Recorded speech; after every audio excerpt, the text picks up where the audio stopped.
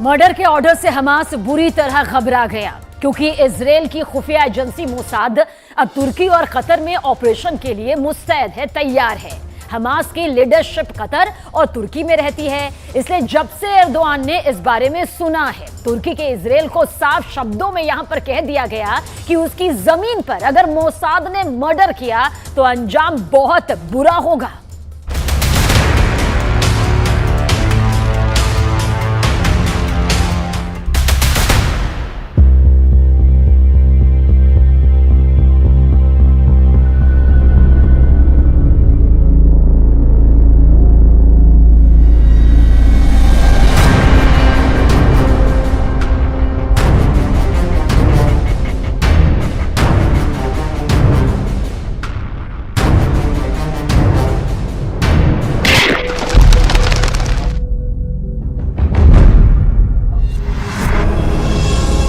Mossad पहुंच गया है। मोसाद कतर में भी है। मोसाद तुर्की में भी है। मोसाद ईरान में एक्टिव हो गया है।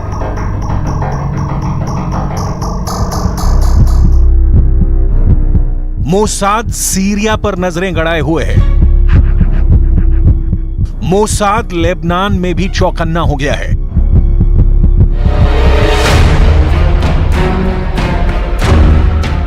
मोसाद ढूंढ कर मारेगा। मोसाद गलियों में तलाशेगा। मोसाद पार्क में, होटल में, रेस्टोरेंट में जहां देखेगा मोसाद गोली चला देगा।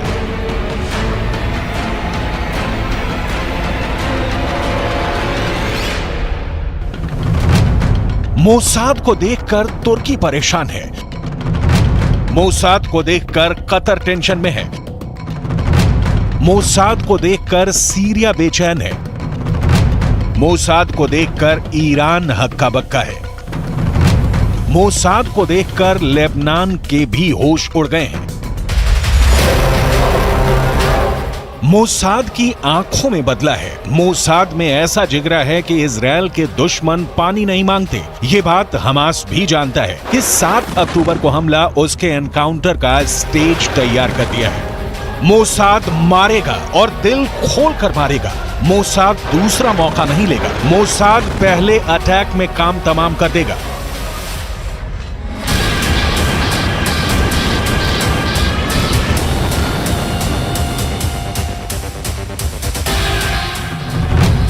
मोसाद का टारगेट नंबर 1 इस्माइल हानिया। मोसाद का टारगेट नंबर 2 खालिद मेशाल। मोसाद का टारगेट नंबर 3 सालेह अल अरूरी। ये तीनों हमास के वो लीडर हैं जो गाजा से बाहर रहते हैं।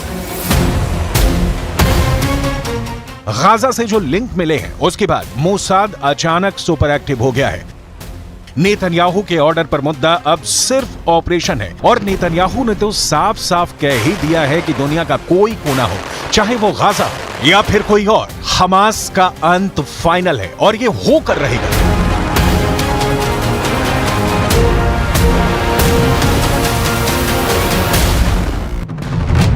इजराइल की खुफिया एजेंसी 3 हिस्सों में बटी है। पहली है शिन बेत, जो इजराइल की आंतरिक सुरक्षा देखती है, खुफिया जानकारी जुटाती है, ऑपरेशन करती है। दूसरी है अमान, जिसे मिलिट्री इंटेलिजेंस कहा जाता है। और तीसरी है मोसाद, जो विदेशों में इजराइल के खुफिया ऑपरेशन को अंजाम देती है। अब यह खबर है कि शिन बेत के चीफ रोनेन बार का एक ऑडियो वायरल है। रोनेन बार ने कहा है कि हमास के लीडर चाहे तुर्की में हो, सीरिया में हो या फिर कतर में, हम उन्हें मार गिराएंगे। इसमें कुछ वक्त लगेगा लेकिन वो जिंदा नहीं बचेंगे। ये धमकी गंभीर है।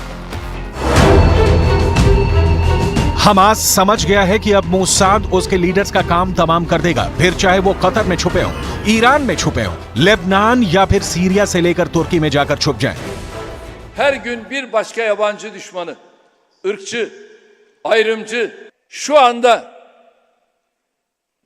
Gazze kasabı olan Netanyahu bir savaş suçlusu olmanın ötesinde Hamas का यही डर है जिसकी वजह से कतर और तुर्की की लीडरशिप भी घबरा गई है। कतर के अमीर शेख तमीम बिन हमाद अल थानी ने तुर्की के राष्ट्रपति को अपने देश बुलाकर मुलाकात की है। दोनों देश बहुत ज्यादा परेशान हैं। उनको मालूम है कि मोसाद एक बार किसी की सुपारी लेता है तो उसे खत्म करके ही दम लेता है। נמשיך במלחמה עד שנשיג את כל מטרותיה. ואי אפשר להשיג מטרות אלה ללא המשך התמרון הקרקעי. התמרון הקרקעי היה הכרחי כדי להביא את התוצאות עד עכשיו, והוא הכרחי כדי להביא את התוצאות בהמשך. अब मोसाद ने हमास के टॉप लीडर्स को खत्म करने का फैसला किया है और उसके टारगेट पर हमास के 3 लीडर हैं जो गाजा या वेस्ट बैंक पे नहीं बल्कि दूसरे देशों में रहते हैं। पहला नाम इस्माइल हानिया, उम्र 61 वर्ष, पद हमास का अध्यक्ष और हमास के पॉलिटिकल ब्यूरो का चीफ। इस्माइल हानिया का ठिकाना कभी कतर की राजधानी दोहा होती है तो कभी तुर्की का शहर इस्तांबुल। दूसरा नाम खालिद मेशाल, उम्र 58 वर्ष, हमास के पूर्व चीफ। ये भी हानिया की तरह खालिद मेशाल का भी तुर्की और कतर के बीच आना जाना रहता है। तीसरा बड़ा नाम सालेह अल अरूरी, उम्र 57 वर्ष, डिप्टी हमास के पॉलिटिकल ब्यूरो का उप प्रमुख। अरूरी का ठिकाना है लेबनान की राजधानी बेरूत और अरूरी के पास वेस्ट बैंक की जिम्मेदारी है। नेतन्याहू ने अपनी खुफिया एजेंसियों को ऑर्डर दे दिया है कि वो गाजा के बाहर हमास के लीडर्स को खत्म करने का ऑपरेशन शुरू कर दें। ऐसी रिपोर्ट अमेरिका की मीडिया में आ चुकी है। इसमें कतर से लेकर तुर्की हर ठिकानों पर हमास के लीडर्स को मारने का प्लान है। הפעלנו מאמץ חובק עולם, המוסד, צוות המשא ומתן, השב"כ, צה"ל, וקיימתי קשר ישיר ויומיומי עם הבית הלבן. כל המאמץ הזה נשא פרי. हाल में आया शिन बेत के चीफ रोनेन बार का एक वीडियो पहले ही काफी चर्चा में रहा है। इस वीडियो में रोनेन बार को इजरायल के सेनाध्यक्ष हर्जी हलेवी के साथ एक मोर्चे पर देखा गया था। दोनों ही इजरायल की सुरक्षा व्यवस्था में शीर्ष पर हैं और अब मोसाद के साथ शिन बेत का रोल बेहद अहम हो जाता है। ये अलग बात है कि मोसाद और शिन बेत इजरायल का पूरा खुफिया महकमा हमास के हमले को लेकर बेखबर रहे और अब तो ऐसी भी रिपोर्ट है कि इजरायल की खुफिया एजेंसियां सब कुछ जानते हुए भी हमास को रोकने में नाकाम रही हैं। יש הערכה מטורפת, באמת, חסרת תקדים לדעתי, גם בציבור, גם בדרג המדיני וגם בחמאס. וזה הולך ומשתפר בכל המקומות האלה, אז גם תעבירו את זה לחיילים. וכנציג השב"כ, אנחנו במלחמה עובדים בשביל צה"ל. 7 अक्टूबर के हमले को 1973 में हुए हमले के बाद सबसे खतरनाक अटैक बताया गया है। उसके बाद इजरायल की बमबारी से जो भी हुआ हो, चाहे उसने गाजा को पूरी तरह मिटाने वाली बमबारी की हो, लेकिन सच यही है कि इजरायल की खुफिया एजेंसी शिन बेत और मोसाद की हैसियत पूरी तरह मिट्टी में मिल चुकी है। हमास के हमले के खतरे को ख्याली बातें बताने वाले अफसर को लेकर कुछ और बातें पता चली हैं। इजरायल के एक सरकारी चैनल कान की रिपोर्ट है कि हमास के हमले की ऐसी वार्निंग सैनिकों ने अपने वरिष्ठ अफसरों को दी थी।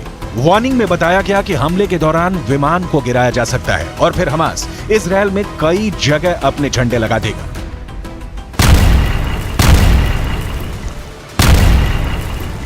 मोसाद और शिन बेत के टॉप के अफसरों ने अगर ऐसी रिपोर्ट खारिज की तो सवाल उठना लाजमी है। इंटेलिजेंस रिपोर्ट खारिज के कई मतलब निकाले जा सकते हैं। कई सवाल खड़े होते हैं जिसका जवाब मोसाद और शिन बेत को ही देना होगा।